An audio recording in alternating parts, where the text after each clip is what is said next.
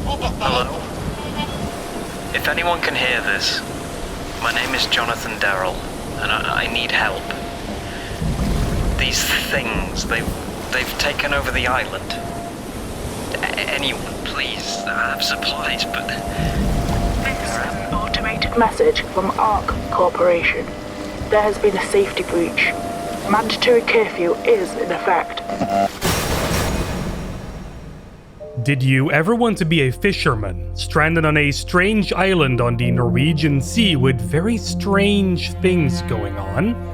Like shady corporations that have taken charge? Weird algae that have turned the island's citizens into weird zombie-like creatures? Resource management? Well, then I got the series for you. LambdaGeneration. In Estranged, you play as the fisherman that I just mentioned. During a nightly sail over the Norwegian Sea, you unfortunately get involved in a violent storm, crashing your boat onto a mysterious island that seems awfully quiet at first, but ends up being anything but. Your job is to stop a curfew message from blocking radio signals, so that the inhabitants of the island not yet turned into zombies can contact the outside world for help, all while trying to find your own way home in this mess. The series is mainly developed by Alan Edwards, a software architect from Central England currently working at Autodesk according to his website, creating the Estranged series of games being something that he works on in his spare time. It all started all the way back in 2011 when he made a map called Sploosh. It was pretty simple, being a couple of boardwalks on an open sea with shipwrecks all around them and a single hut with some dangers to fight and a grenade puzzle to solve. It's pretty incredible that this one short map spawned an entire almost 3-part series now. So you got Estranged Act 1, which is of course a mod for Half-Life 2, Estranged The Departure, which is actually built on Unreal Engine 4, and Estranged Arctic Cold, which is currently being built on Unreal Engine 5. In this video, we will take a look at all the parts, what makes them cool and special, and where the series goes in the future. Are you with me?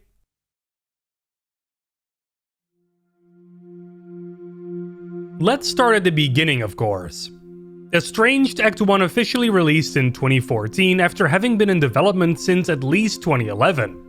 And like I said before, it runs entirely on the source engine, but with a few enhancements.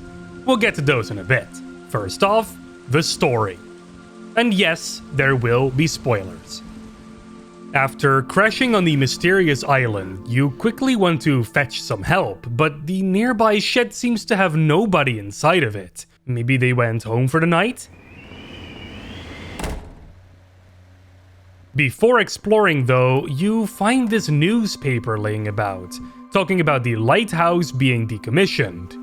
Well, that hasn't really helped in what happened here, huh? You decide to walk along the beach until you finally find some civilization.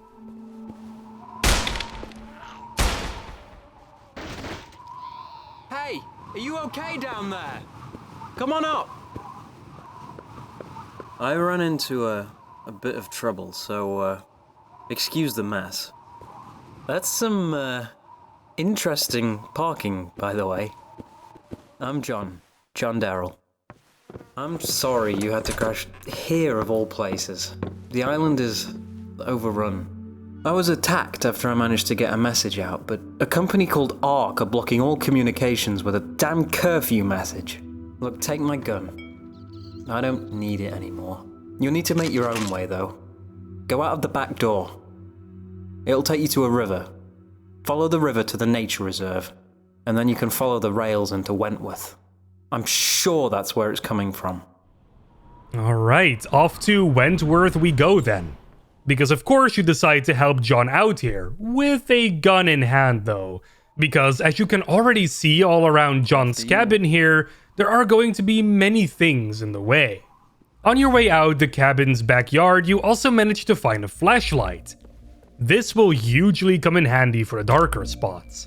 So, following the river you do, until you come across this lake and nature reserve building. It's along the street here where we get to fight our very first zombie.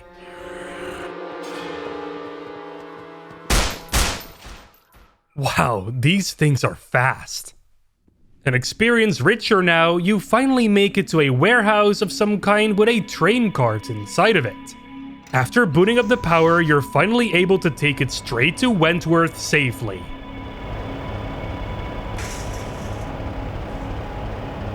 Or not really.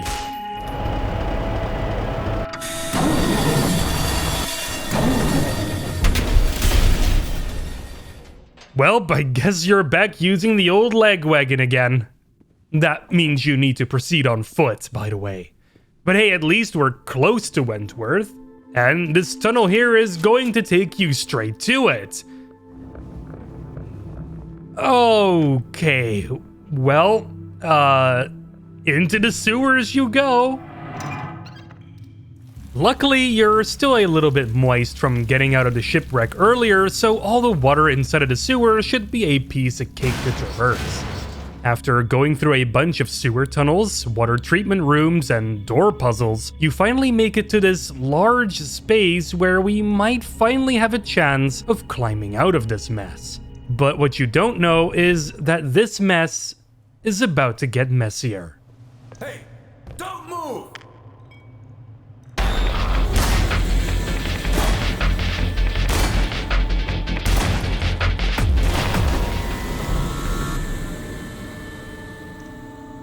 Are you awake yet?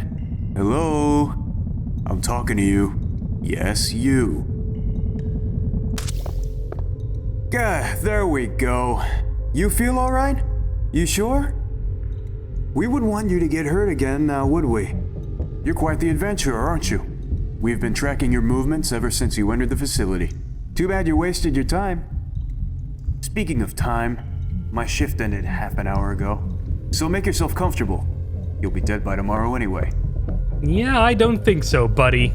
So apparently the sewers you were in weren't just sewers, but some protected facility. Luckily though, you managed to escape this room by wiggling the chair you're tied to and by breaking through the window.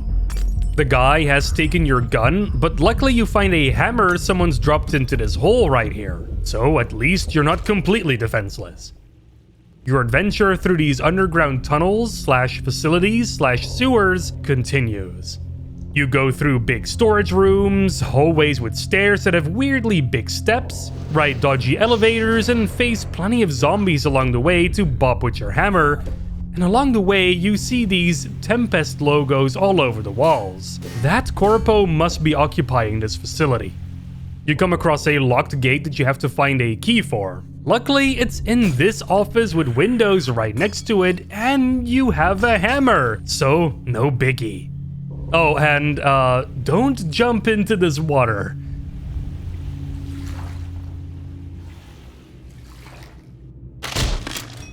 It's not worth it. Eventually, after crawling through increasingly tighter spaces, you manage to get outside. Finally, some fresh air. The only way forward, though, is to climb up along this cliffside, like a reverse Half-Life 1 cliffside section. Near the top, you come across this cave that you decide to enter. Nowhere else to go, really. And once inside, you come across this door. Arc Corporation. Aren't they from the recorded messages? Once entering and exploring this facility for a bit, you come across... What the? Hey, you! Oh, thank God. Dr. Kleiner? After getting him out with a keycard, he explains who he really is. Thank you. You have no idea how long I've been in there. And my name is George Richmond. Wait, how did you get in here? So, no Dr. Kleiner, but he can help you with that radio problem, no doubt. So you decide to follow him. And hey, look at that! An SMG! Finally some better firepower! But that doesn't mean that things are going to get easier from here now, huh? You make your way through this facility and come across this cafeteria with the best taste in music known to man.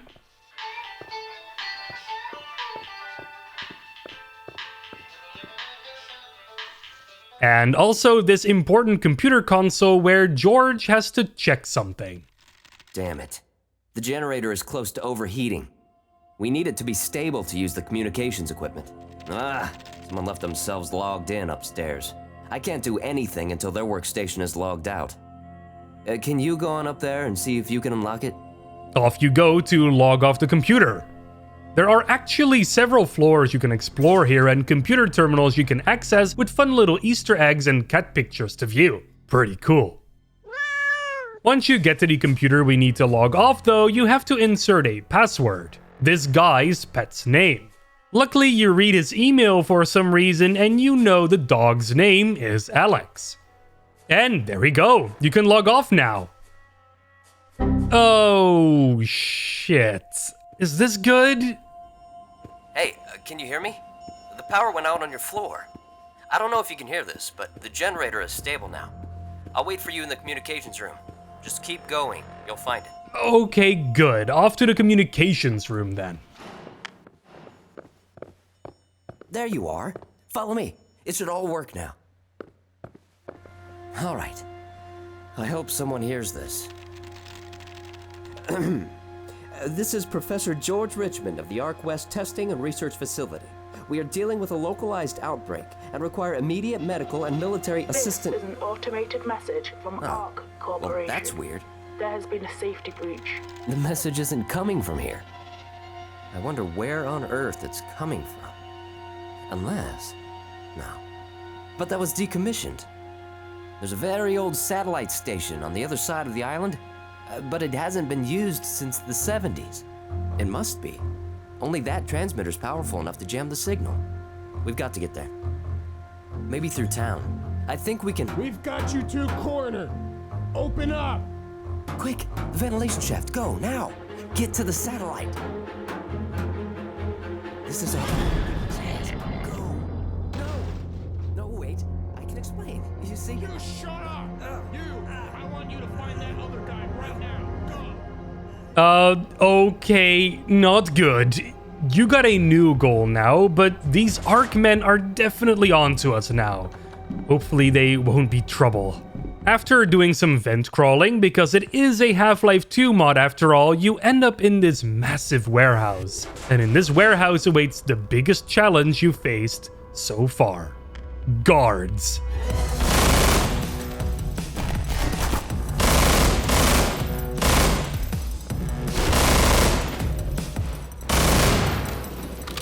And many of them too.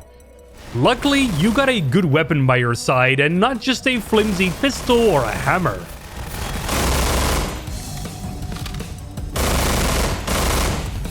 So eventually you do make it out of there, not dead.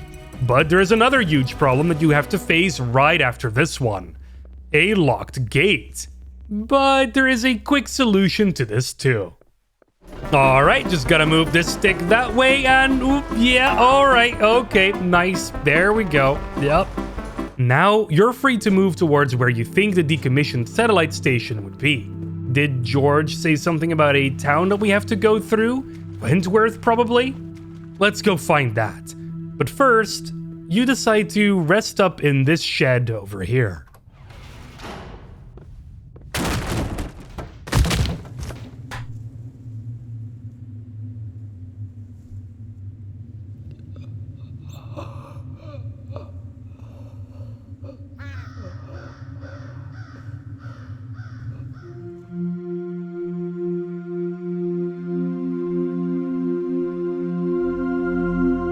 And that's where Act 1 ends. To find out if the fisherman ends up finding the satellite station is left for Act 2, or the departure. Now that I've talked you through the story, let's talk about the gameplay some. It's actually pretty simple. It plays a lot like Half-Life 2 by the way you move, jump, crouch, etc. It is a Half-Life 2 mod after all, so that was to be expected. But Estranged also does some interesting stuff to set itself apart from other Half-Life 2 mods. For example, you can only carry one weapon at a time, and ammunition for that weapon is not exactly readily available, so you have to conserve. Every shot you take counts. This does add a nice extra challenge and make sure you think before shooting first. And the zombies you most predominantly fight throughout are the fast kind, being more akin to the Left 4 Dead common infected, so they're not as easy to shoot sometimes. Same goes for the flashlight. It has limited batteries, and when you run out until you can find new batteries. What's cool though is that you can stack batteries. So if your flashlight batteries are full, you can keep collecting batteries as spares. Pretty neat. As for your health, you'll have to seek out health kits to heal you up. No wall chargers here or anything, and no extra armor or suit battery. I quite like this system actually. And then there are the weapons themselves. There isn't a whole lot to say about them, although the pistol does have a custom model and sounds, which is cool. And the hammer is certainly new and is a decent substitute for the crowbar. The SMG is just the standard Half-Life 2 SMG though, with custom sounds, which I highly prefer over the loud as hell Half-Life 2 standard sounds, by the way. And then there are the graphics, which are really nice. Estranged does a lot of interesting stuff with its graphics. Aside from the custom textures and models you can find all over the place, there are some graphical upgrades made to the source engine here too. There is a lot of dynamic light usage here, for example, which looks way better than the standard source implementation, having much better filtering. There is also motion blur, lens flares, a thick net around the screen, and even film grain and depth of field. Although I find that the depth of field seems to go rogue sometimes, especially in doorways. Luckily, you can turn all of this stuff off in the Estranged options in the settings menu, so no need to play with these turned on if you don't like them. Aside from that, the mapping looks great and detailed enough, maybe except for a couple of areas. But the atmosphere is definitely great here, and what helps with that is the music. The music was mainly done by Christian Bucker, who you might know from doing some of the music in the Stanley Parable. The soundtrack mainly consists of atmospheric tracks, high-tension tracks, and pretty swanky tracks as well.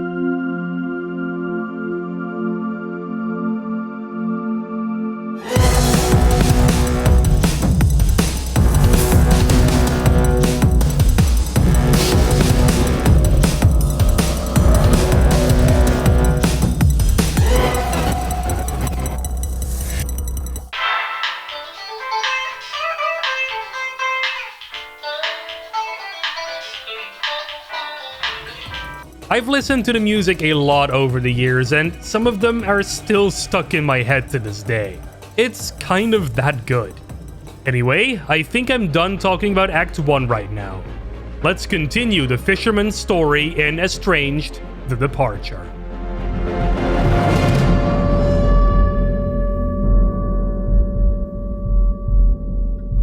Estranged: The Departure was released in early access all the way back in 2017 and officially released out of early access in 2020. The Departure departed the source engine and is instead using Unreal Engine 4. And it has a Nintendo Switch port. I guess I just really wanted to mention that real quick. Anyway, let's dive in. The Departure starts off where Act 1 didn't end?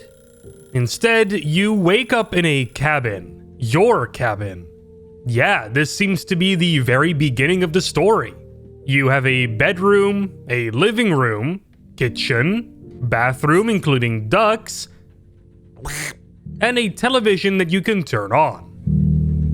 The private security firm so-called Glockner has been criticized for the second time this year with its heavy-handed use of live ammunition in its protective assignments. Ah, so these must be the guys you fought in Act 1. Weather now. Storm Edwin continues to make landfall, but today provides residents in the north with a day of calm.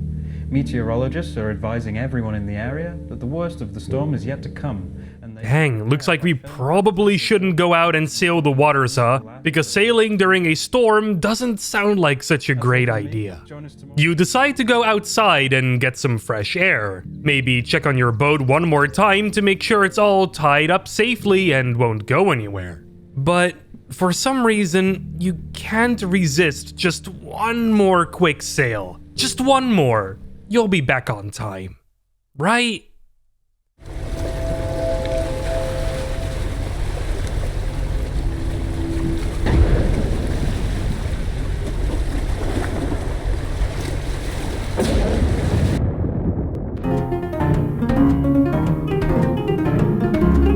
After that little flashback to before it all started, you finally get back to the present day.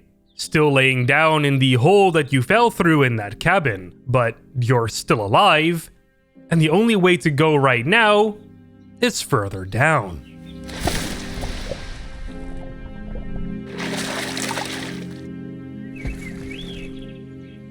You explore this cave section for a way out until you get to this mining elevator with a radio right next to it. Hello? If anyone can hear this, I need help. These things, they've taken over the island. Anyone, please. I have supplies, but they're out there. Yeah, you kind of already know this, huh? You get the elevator working, and after some more spelunking and finding a pickaxe to use as a weapon, we finally make it outside again. But there is this giant arc door in the way. Looks like it opens with a keycard. Luckily, this bloke lost it somewhere. This is the Liam Jones diary number 2. The samples are doing okay, we're just observing them now to see what happens.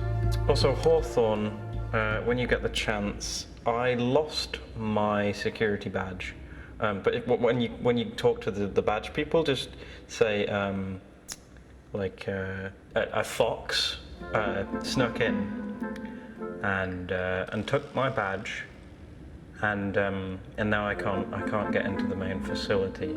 Yeah, hey, my guy, card's over here. Not too far from the shed, actually. Guess he was too lazy to actually start looking for it. But hey, your game, right? You enter the facility and...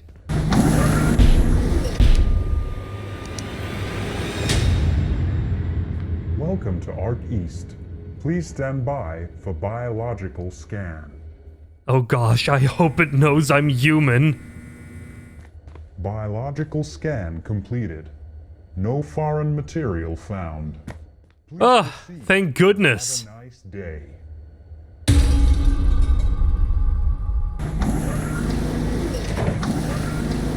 This facility, like many of the others you've already encountered so far, is completely empty. Not a soul in sight.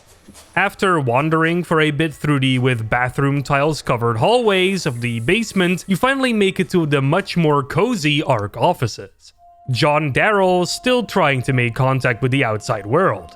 I'm just gonna continue broadcasting until I can't anymore. Passing ships, aeroplanes, something has to pick this up.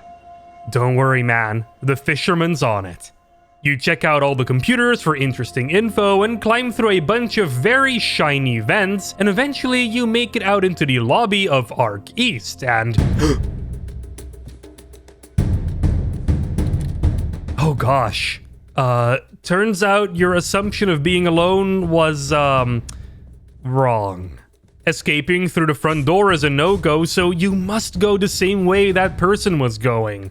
One thing's for sure, though. They might know the way out. So, following them might be your only option. So, you do. Through vents, hallways, and crate mazes? Would they know you're following them? What the? Why is this place on fire now? Okay, now you have to get out of here. Yep, I think this person knows for sure you're here. Shit!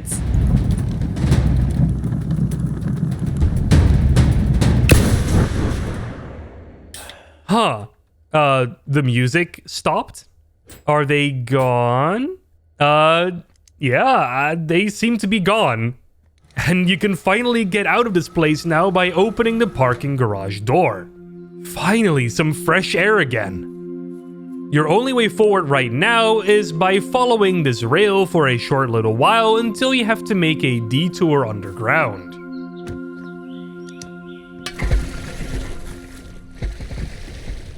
Well, shit. I hope you didn't forget about what can lurk in the dark on this island. Oh, hello there?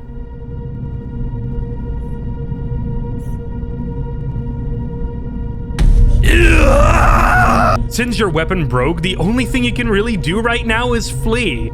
You escape the zombie, go through some more tunnels and hallways until you use this hand-cranked elevator up to the surface.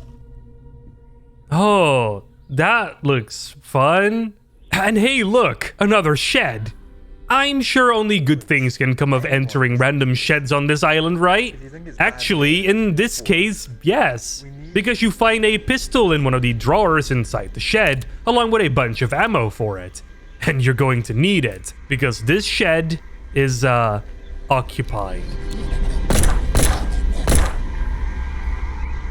After surviving the zombie fight and shooting the patented making sure you have the weapon lock on this gate, you can resume your journey. But the journey is anything but safe from here on, because there is a new kind of enemy in the way. Turrets. Luckily, you can bypass them with clever maneuvers and by shooting out their batteries. It's tricky not to get hit though, nonetheless. And these turrets are all here just to protect this warehouse over here? What could possibly be inside of here that needs this much protection?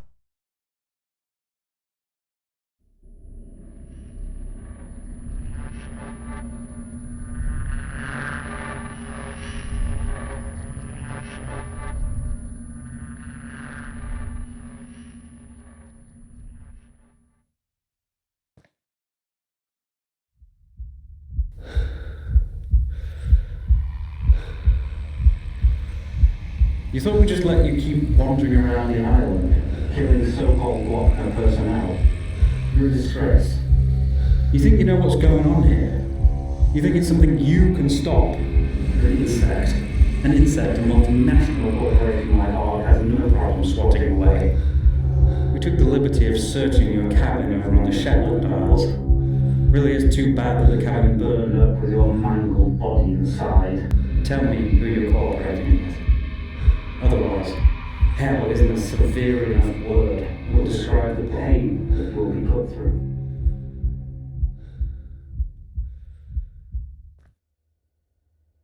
Looks like you're not very lucky this time. You're now locked in a cell with a bed, a toilet, and some food coming in every once in a while. But your luck returns pretty quick because it seems like even the guards can't contain the outbreak.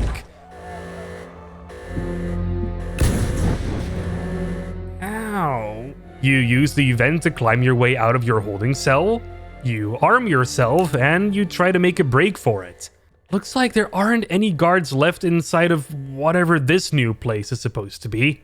Your escape is thwarted though, as the elevator up ahead seems to be locked. Time to override this. You solve a multi-factor authentication puzzle by using a guard's phone that was neatly left for us right in front of his computer. Lockdown A disabled. And the other override puzzle is just counting the bunnies in this reservoir? What kind of security is this? Anyway, you're now able to take the elevator up and your escape can really begin through this interestingly colored office. But for some of the doors here, you seem to need a keycard to get through. So they did properly protect this place after all, huh? Time to find a keycard. With any luck, there are still security folks in this place that might have one. And yeah, they're definitely still here. We even got live ones! None of them had any keycards though, but you did find one on a desk that belongs to David Polk, a thought manager. What kind of LinkedIn-ass job title is that? He's a giraffe. David here definitely helps you open quite a few doors though, and eventually, Lauren Ford, a zebra, also ends up helping you out. Such helpful animals worked here, just leaving their cards all over the place. Oh, and Dimas Corbell also helped, I guess. Just a human though. With the help of the key cards and your fingers, you finally make it out into Wentworth. Finally, a big town kind of location. And big town also means bigger gun. Would you look at that? Really helps get through more of these private militia people. You end up cutting through an apartment building and end up in the sewers again. Fun! We can definitely conclude that this island has a good sewer system by now. These sewers end up leading you to some kind of underground cave system though, with some interesting treasures laying around. And some cassette players with some interesting information. The skeletons here are confirmed to be sailors and pirates. Our best guess is that they're fleeing the British Navy and sought refuge on the island. The pirates and sailors are involved in some kind of internal conflict. We were assuming it was over the precious artifacts that were recovered from this cave. We think they were likely inebriated at the time, and there are bite marks on some of the bones that appear to be human. Yeah, they definitely turn into zombies, man. It started way back then, didn't it? Talking about zombies, they are wearing hazmat suits now, as apparently there is something lurking down here that might be the cause of whatever is happening to the island's population. And you probably have a feeling that it's this red algae stuff. Anyway, the only way through this cave is to go through the red algae. You're sure you're gonna be saved though. You are the protagonist after all. Just don't drink the water. Going through the red water was a good decision though, because you finally see light at the end of the tunnel. And you finally step foot on a beach. A really beautiful beach at that. And after walking over it and maybe reflecting on your journey so far, you finally seem to have made it to the decommissioned satellite station. Kinda strange that you just kind of stumbled here with the very limited directions you've gotten from George earlier, but here we are. Once inside, it's clear that the signal blocking is definitely happening here. Time to solve this problem once and for all, and to get some actual help over here. But since you're a fisherman, you're not very good with computers, so... There. This must solve it, right? Is that the right? Hello? Hello? Oh god, yes, you did it. Looks like you did it. John Darrow from the beginning of Act 1 is now making contact with the Norwegian Coast Guard. This island is going to be saved now. I have to inform you, there is an active government defense operation on the way at your position. A government what now? What does that mean? What government defense operation? What are you talking about? Commence expunge. Observer commence. 72 degrees, 59 minutes and 6 seconds north. 2 degrees, 51 minutes and 54 seconds east. Oh no. Commence expunge. No. No, this isn't happening. Get out of there. Anyone listening to this, leave the island right now, by whatever means you can. Anyone on this frequency, just go. Why the hell would they do this? 72 degrees, 59 minutes. Looks like the government has its own idea of helping the island's population by making sure nobody lives to tell the tale or to spread the virus anywhere. One thing's for sure though, it's time to actually get out of here. And luckily there is a dinghy underneath the station waiting just for you.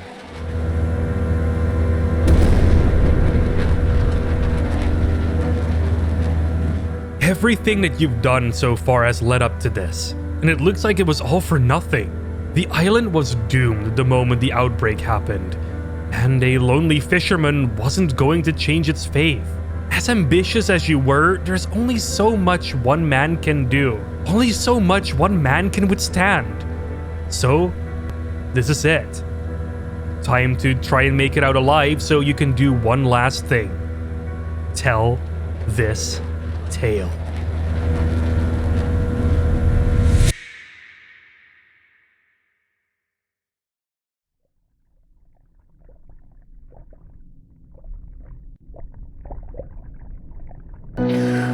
What? You survived? How? That bomb went straight onto your head. Man, you truly are the protagonist, aren't you? The sea is filled with boats with guards on top of it. You try to swim in between them and try not to get seen, only for a bunch of boats to end up surrounding you. Is this it? Is it finally it?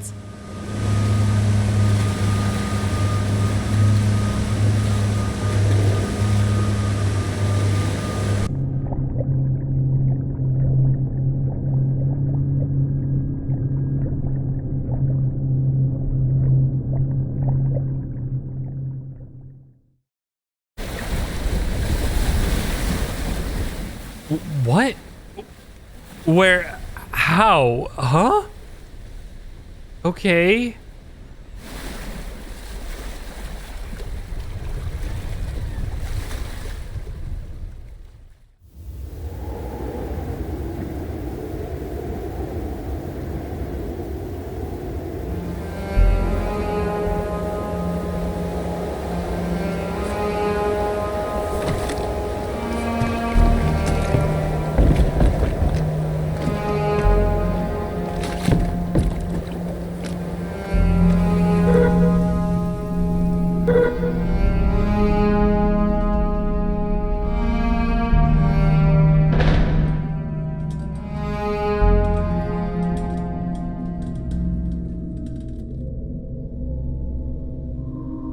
Hey, can you hear me? You're not gonna believe this, but it's me. It's John. Oh, hell no. What are the odds of this happening? Still doesn't look like you're completely with me. Maybe you need a bit more rest.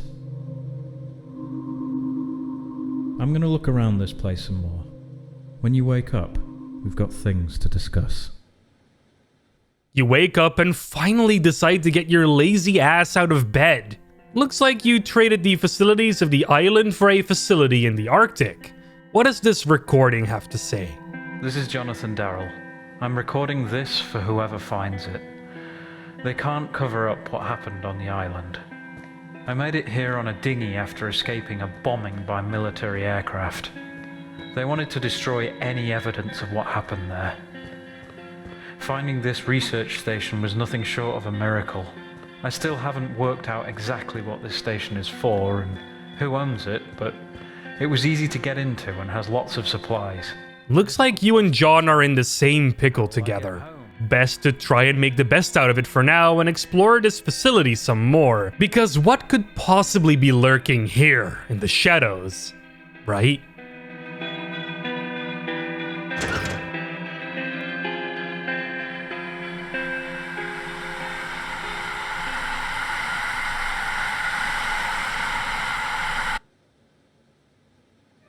And that's where the departure leaves you off, in a facility a very long way from home, apparently.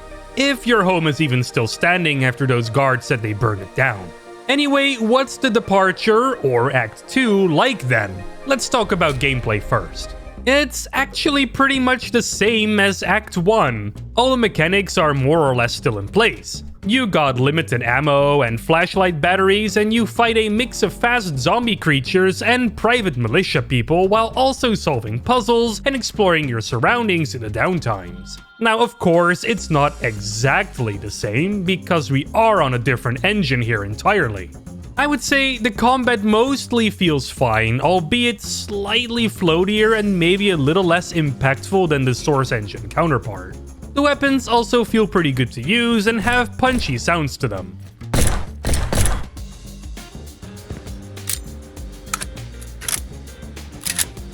So while the combat feels slightly different, maybe I wouldn't say it's necessarily all that much worse or all that much better. There are some changes to the health and flashlight mechanics though. Your health now slightly regenerates if it's really low, and you can no longer stack flashlight batteries. Once your battery is full, that's it, you can't carry more batteries. There are also crates all over the place now that you can get resources out of. It seems to work on a dynamic system where you get the right items when you need them.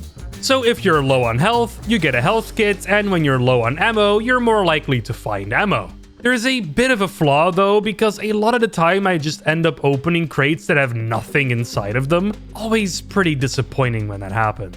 There is a new thing you can find out in the world as well now: cassette players. They tell optional little snippets of story here and there that you might be interested in.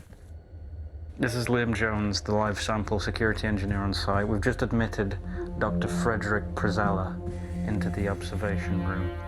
He became violent and attacked one of my members of staff, so we're going to keep him under observation and probably move him off the island as soon as we can.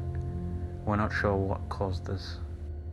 Other than that, most of the gameplay elements are still here from the first act. It's actually quite impressive how Alan Edwards managed to replicate it down to even being able to pick up props and toss them around like in Source. And there's even buoyancy in the water. That doesn't come with Unreal Engine by default, you gotta program that in. The music is something I also want to briefly mention. It comes pretty close to what we've heard from Act 1, but it includes more ambient tracks and nothing really that gets your blood pumping like what played during the big battle scene near the end of Act 1.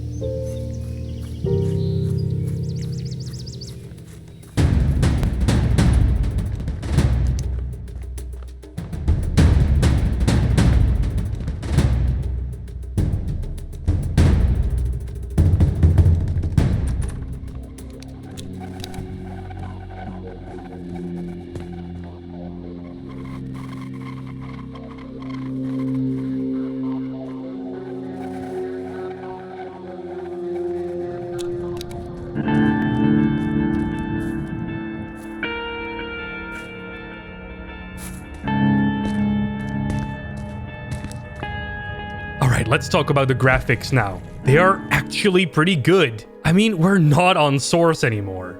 The Departure uses a somewhat modern engine, so you'd expect it to look at least pretty good.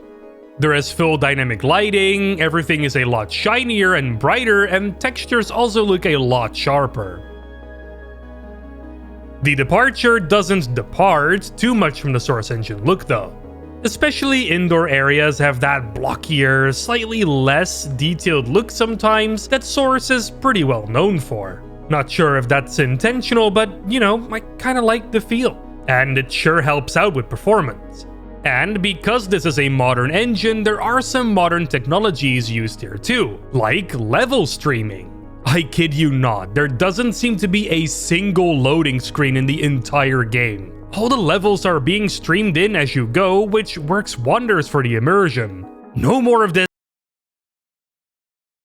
And yeah, I gotta say it, the game runs fine on my system. Unreal kind of has a bad rep at the moment, but that's mostly Unreal 5's fault. From what I know, the game still runs on Unreal Engine 4 and seems pretty decently optimized. Hell, it runs on the original Switch. That thing isn't exactly super powerful. It being on a different engine though means that the Departure cannot use Half-Life 2 models anymore. So all models here are either self-made or store-bought.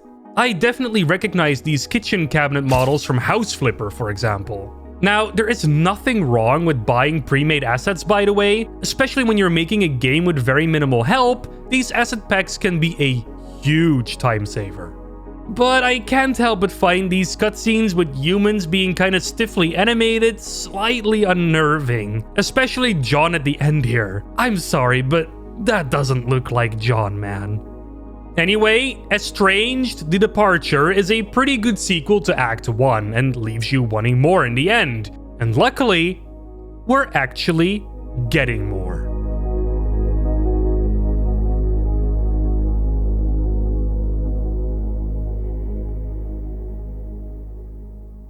During Steam Next Fest earlier this year, Alan Edwards released a demo for the long-awaited next chapter in the Estranged series called Estranged Arctic Cold. And it, of course, continues on where the Departure left off. Or does it?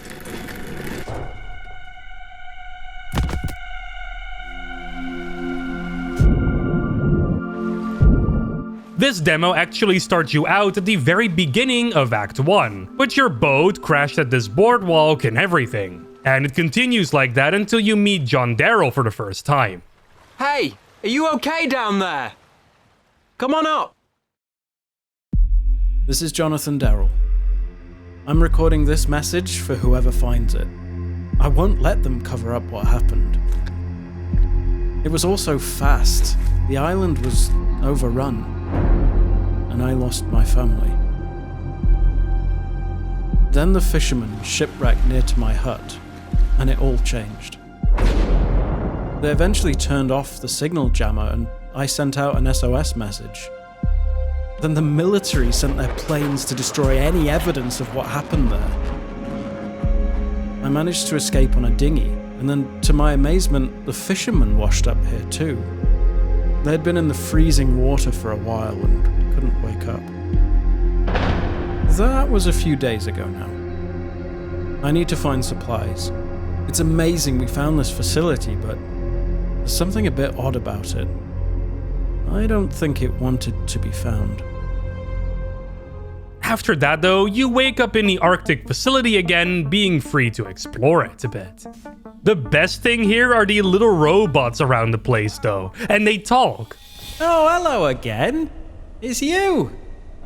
How are you feeling? You look better, within reason. Now, could you do something for me? Could you help me get into this door? I was asked to clean here a few months ago, but I can't get in on account of having no human hands, if you must know. Honestly, they look and sound adorable, and I'd love to have one. You explore the facility some more, busting an elevator in the process and having to make some tricky jumps here and there. What? They're here too? How? How do we happen to strand here at another ARC facility? What are the odds? Until you land in the sewers again.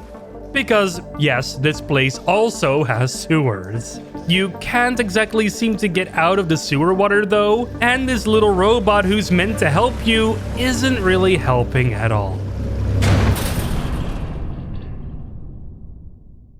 And this is where the Next Fest demo ends.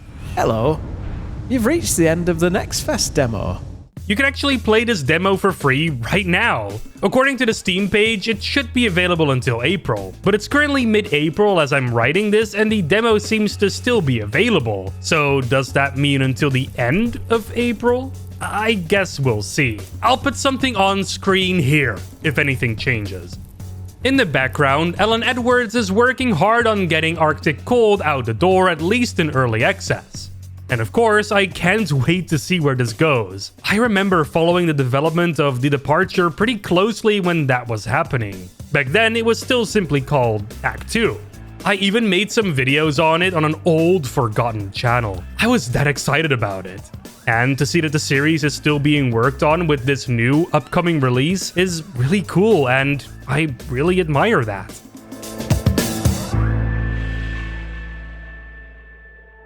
The Estranged series has been many years in the making, and the fact that it's still being worked on today I think shows how passionate Ellen Edwards is about telling the story he wants to tell and making the games that he wants to have out there in the world. It also shows that you don't need hundreds of people working on a game in order to make something special. Hell, the indie scene is actually full of games that were made by just a handful of people. And in this case, he made the Estranged games mostly by himself with the help of some contributors over the years. I think that fact makes the existence of this series all the more impressive. And like I said before, I cannot wait to see where Arctic Cold is going to bring us. Is it going to be as good as the previous two parts? Or did the series jump the shark by having the fisherman survive the bomb thrown directly on him, and by him eventually showing up on an Arctic island where the character that kind of started this whole adventure also so happens to be? I guess we'll see. Anyway, thank you so much for watching this rather long video. They take a while to produce, but I think they're worth it, and I hope you do too. Don't forget to subscribe to the channel if you want to be notified for when I upload or stream next. I stream pretty much every game night we do, so there's always something to watch on here. Don't forget to follow us on the socials either. We're on Twitter, Facebook, Blue Sky, and Discord also. And join our site for fresh Valve-related community content every day. Salutations, and take care. LambdaGeneration.